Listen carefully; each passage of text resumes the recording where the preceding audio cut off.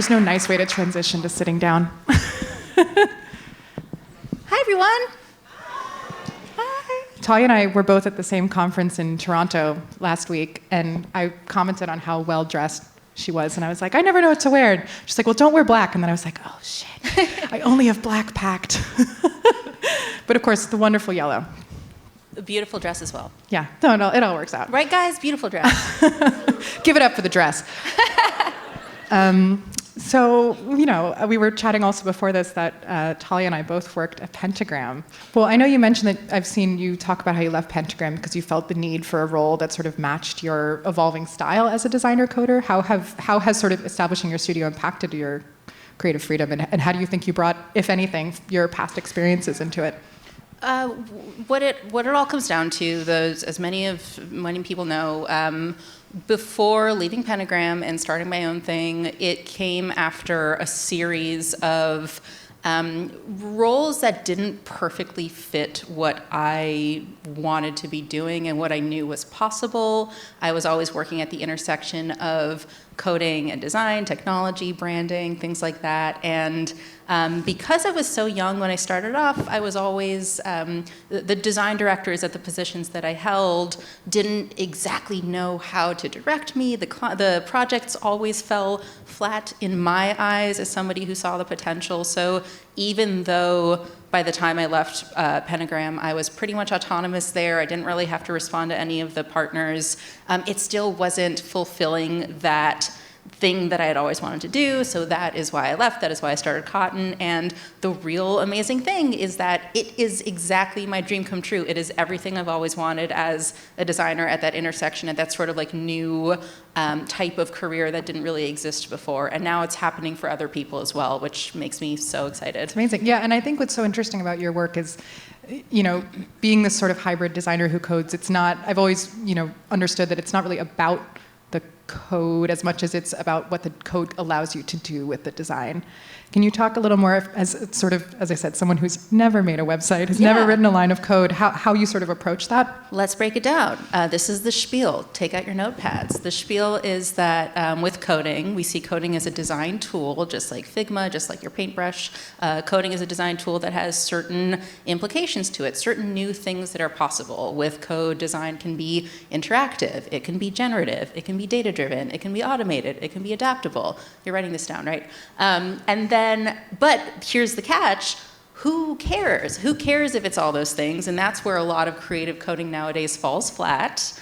And what I realized about midway through working at Pentagram and doing my own work that does this is that in these new possibilities in form and function, there are now new possibilities in meaning and impact, which was perfectly timed because we're now in the branding world and in the design world asking all of these questions that are so hard to answer with just color and typography. Things like, how do we represent community? How do we represent diversity? How do we make something feel always relevant? How do we make it evolve over time? So that is why we do what we do, and that is why there's so much potential in this new medium. Yeah, and I think it's a really interesting evolution. I remember, I think it was the MIT Media Lab branding 10 years ago or something, where it was like, oh, it's a generative code identity, but all it really did was just drew the same M over and over again. It didn't really enhance the concept. It was just sort of a surface level, almost like marketing trick. And I don't feel like that's what your projects are obviously doing. Thank you. I refer to that specific case study all the time and for those of you who don't know the story, MIT Media, that was sort of like the very first round of generative identities when that was like a thing. It was done by, I'm on stage so I'm blanking, and that's the only reason why I'm blanking. Well, I also think it's at the time what it was compelling. It's just we have shifted beyond that. Yeah, and 2 years later, it went to Pentagram, went to Michael's team. Michael even said, how can I even possibly rebrand this? It's such an amazing generative identity, and it all came down to Shirley in the office didn't know which one of the many logos to use, so she just went to the most recent one in her folder and ended up using that, which defeats the whole purpose of a generative identity. So I think what that touches up on is it's less about sort of what I was saying, which is like the meaning and the impact of the design, but it also comes down to knowing really deeply the implications of designing something that is generative or interactive or something, really understanding like, why would you want to do something like this? And what are the drawbacks to it? What are the limitations? Why would you not want to do something like that? And really understanding that and pulling in the reins when you need to. Yeah. I mean, when you're presenting a concept that involves coding to the clients, how do you sort of keep the focus on the design rather than the tech or the code? I always say, don't say the C word. Don't say it's made with code, because that drives people away. They don't care what the technology is. Oftentimes they're scared by that. It's the same thing where, like, you're not going to present a design concept and say, oh my God, you're going to love this. Guess what? It's made with Figma. Nobody's going to say that. No one's going to care. Instead, you want to... I do love telling them the name of a typeface. Or some clients you have to get paid for something. That's right. But it's good to just make it ideas driven, and that's how you sell the concept. And in the very end of the presentation, they say, well, this is beautiful, but how exactly are we going to make it? And then you're like, haha, we made this with code and it's already done. Pay us more money. That's always the best part of it. How did you get into coding? It's a big question, I know. Not really. I actually, when I was at Parsons, any Parsons people here? Woo! When I was at Parsons, there was really only one required coding class. At the time, no one really knew what they were teaching or what they were doing. At the time, I also entered it, and I said, this isn't going to be for me. I'm just here to be a designer. So I took that one class. I fell in love with it on day one, and then what I ended up doing was, in school, I loved it so much that I started just like doing it and applying it to all of my projects, even if it wasn't a coding class project. And what ended up happening was I was getting critiqued on my design that was made with code by designers who knew nothing about code. So I was growing simultaneously as a designer and as a coder, figuring out the latter, but ended up, I am a designer first and foremost. Why do you think so many designers are afraid of code? And I count myself in that audience. Why are so many? I don't know why. A lot of designers aren't. A lot of designers love logic things. I think if you're afraid of code, that's okay. You can be afraid of code. It's not for you. You do your thing that's for you.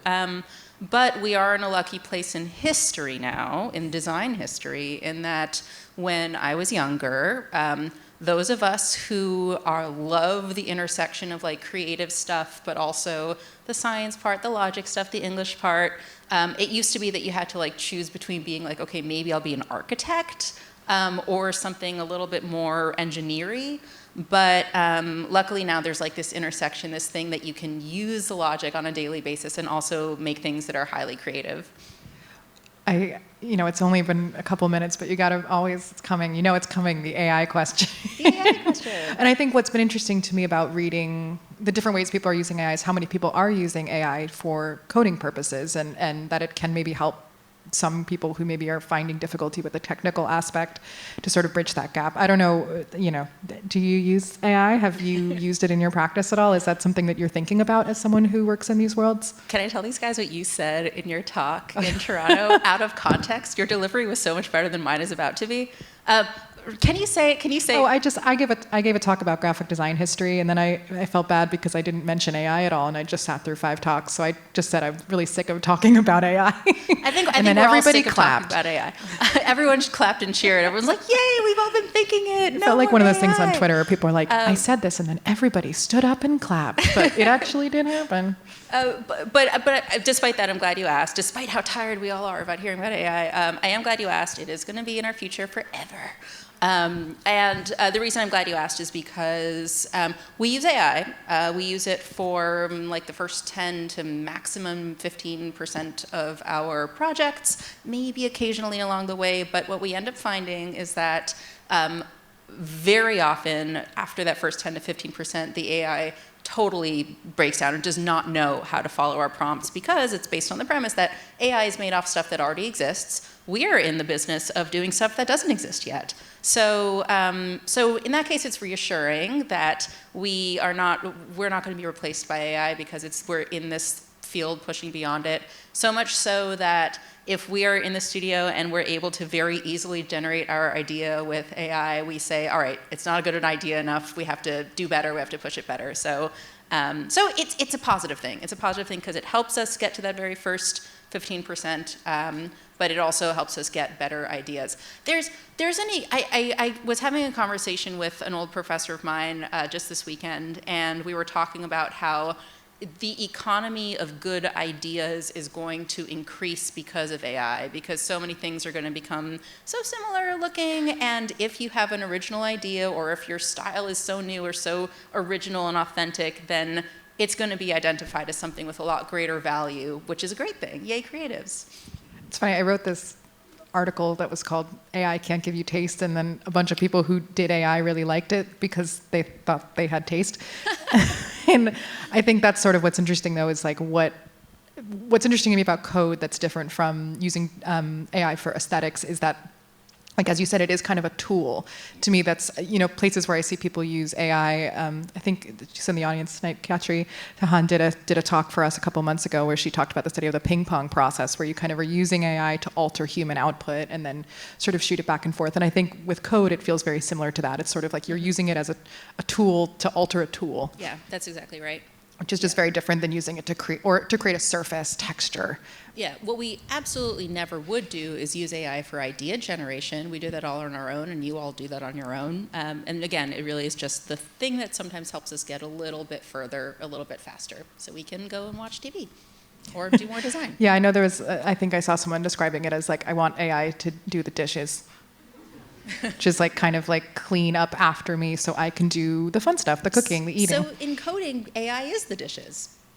Well, but again, like I'm not a coder, so you can tell me I'm totally off here. But what I think is so funny about, as someone who's a writer, I wonder sometimes like when I am writing, the process of writing is what helps me figure out what I'm doing. Is that something that's true with code where it's like, is it really just about getting to an output, or is the process of sort of writing that code affecting how you think about the result?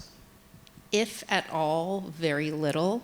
It all comes back to we're all very ideas driven. The idea comes first before we start the coding, before we start the sketching, and the coding process, whether we use AI or not, is just it's all based on that rooted idea. Okay, occasionally we'll, in the same way that once you have the idea and you're evolving your design, whether it's coded or not, you're evolving the design, the idea stays the same, but you can still critique the design and make the design better as you see it get closer and closer to being a finished piece. You can say, oh no, this isn't exactly how we envisioned it, maybe change the color, change the size, change the hierarchy, whatever it is. In coding, it's change how it behaves, change how it responds, things like that.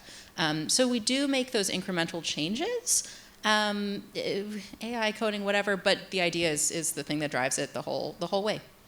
Something I wonder is like when you look at a lot of studios that are creating work, they have sort of a house style. Is there something that happens to sort of a house style when you are always using code? Obviously, your projects, you've worked with so many different brands. You're creating very different, maybe aesthetic worlds, but there's obviously a commonality in approach. Do you find that, working with code, how do you sort of make it not just look coded every time? Well, one of the things that I've heard a lot by people, by companies and organizations who approach us to do work with us is, we love your work because it all looks so different and it's all so unique. And I take pride in that because, as you all know, I have a branding background, and Pentagram, whatever, there's no aesthetic. It's the idea is that you design for the client, you design for the subject, you design for the problem, and then the design follows. So that's what we hope to achieve. But there is a coded aesthetic. Everyone knows it. Close your eyes, think creative coding. It's pixels all over the screen, and they're all doing something, and you're like, oh, that's cool for like 0.5 seconds, and then you go and scroll to the next thing that does the same thing, and it's boring. What that specifically is made from is for loops. For loops? Anyone knows what a for loop is?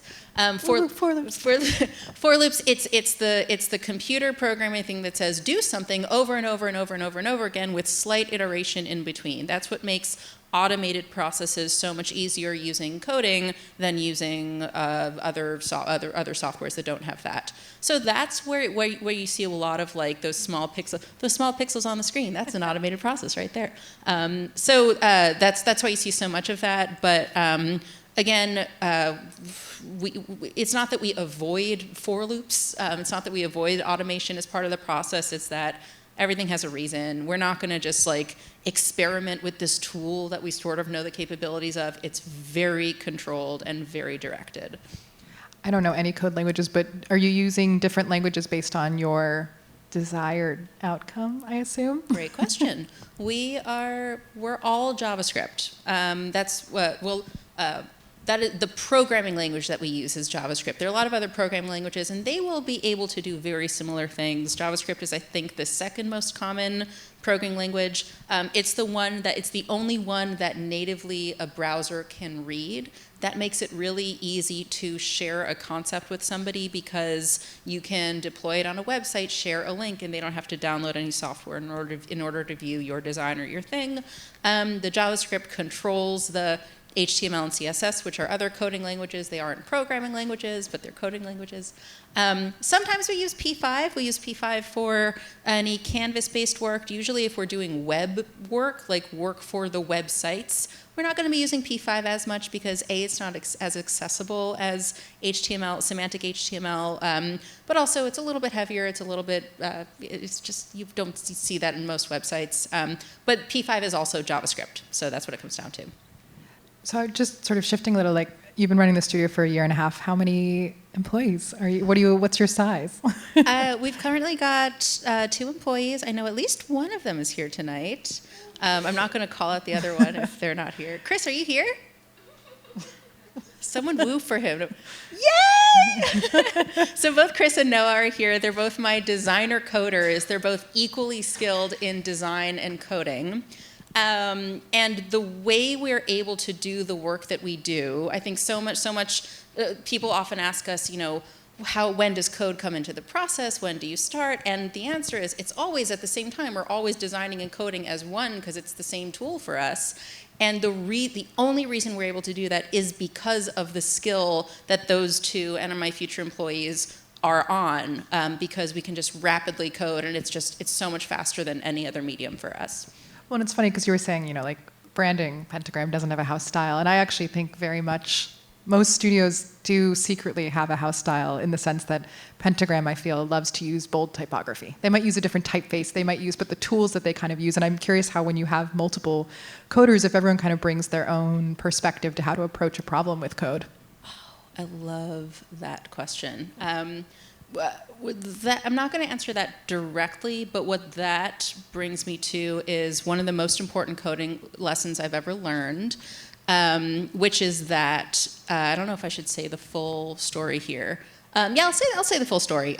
So you guys saw the DNA typeface that was here, right? That was done a while ago. I was much younger. I was presenting that to some folks at MIT for some exhibit, and I was meeting with like the head director of technology. I don't remember what his title was, but he was like scary man code tech guy, and I was like young girl Talia who didn't think she knew how to code that well. And I showed him DNA typeface, and he loved it. And he said, this is amazing. We have to make it accessible for everyone. We have to show everyone the code and publish the code. And I said, no, don't publish my code. Publish the work. Publish the DNA typeface. It's design. It's cool. It's amazing. But you don't need to see the code. It's whatever. And he was super triggered. And he said, and this is where the lesson comes in. He said, Talia, who you are, your spirit is in the code that you write. And okay, what the output is what, there it is, DNA typeface. What the output is what the output is, but we all code differently, and there's some beauty in that. And that's something that it took me a minute to really understand what that is, but really every coder, there's no right way to code. If you have a certain output, if you're feeling like you're doing it wrong, but the output is getting you somewhere, you're not coding wrong. There's no such thing as coding wrong. Okay, maybe your syntax will get better over time, but everyone has their own unique ways of coding. I know Noah and I, we have, oftentimes I say to him, and I know that you are probably approaching this different from how I would do it. Here's how I would do it, but take with this as you may, and please keep your integrity as a coder and pursue this how you would. And what ends up happening is just the other day, he came in with this really cool way that I had never thought about Bezier curves, which is now going to make our entire studio process so much faster. And that's again, because we all have different ways of thinking about code, which is a strength. Yay. Well, that's a very different thing about code than about design. I mean, there's so much conversation, I think, in design around like gatekeeping processes, whether or not someone tells you what Photoshop action they used, how they made a certain texture. And I think what's kind of interesting about code is, and I'll use this sort of analogy here, we were just at this conference in Toronto, and Mindy Sue, who I admire hugely, showed a bunch of work, and she said, well, I'm going to present all of the work for my lecture in the form of a browser. And all of the footnotes for the work that I'm presenting is actually hidden in the metadata comments on my website. So if you want later to find these things, all you need to do is just go look in the metadata. I thought that was such a nice way of, show not tell, of encouraging people to sort of like get under the hood and dig in, and maybe an audience, people who have never, inspected a website before. But it's true, you never get to see the round one process of work in most studios, but someone could go and look at a lot of the work that you have done as a studio and actually maybe see how you built it, whether or not you want them to. Yeah, 100%. Every so often I even get somebody say, oh yeah, and I actually looked and I inspected your thing and I saw how you did it. And it's so nice to see how, the final thing can be a teaching tool in a way, like a self-learning tool, because you actually see what's behind the reins. Well, I think that's a big part of the sort of world of code. I mean, like GitHub sharing and people checking each other's pushes. Like, I think there's kind of this universe of a little bit of open source collaboration, which feels kind of antithetical to, I think, of what a lot of branding is like. Yeah, 100%. And it definitely stabs you in the back sometimes. I have a friend who did this whole open source tool that a lot of designers use. I don't really have the right to say who it is. I don't think, they probably wouldn't care, but just for that sake, I'll say it's anonymous. Huge tool, everyone uses it, and then I was on Instagram the other day and I saw an ad for that tool and it wasn't his ad, and basically what they did was they took all of that content and they're trying to like sell it, and I'm like frantically like commenting on every single one of these ads like, oh, this is done by such and such and you should go and it's a free tool and use it there. But it's really complicated right now for designers who code because we want to uphold the same open source nature of coding and the history of coding, but there are problems like that do arise. It's funny, again, I'm keeping like, if I haven't mentioned it, again, I do not code, but as someone who deals with archives, that's something I think a lot about with archives, where I'm sharing this public domain information, these images that are free and accessible, and I'm sort of like, how do I share this with the little guys, the people, artists who I want to be inspired without handing, the keys to Coca-Cola, like, who should probably pay artists for their work rather than using archives. Yeah. How do you feel about being a boss? I like it. I think I had come from a position where I didn't have that great of an experience as an employee in all of my roles as an employee. I'm trying to say this as nicely as possible. It's a safe space. It was, I wasn't always happy in my jobs, and it wasn't always only because I wasn't doing what I wanted to be doing. And I became a teacher because one day I was in class when I was a student and I looked at my teacher and I was like, oh my God, I could be doing such a better job than this guy up here who like skipped half the classes to get, anyway.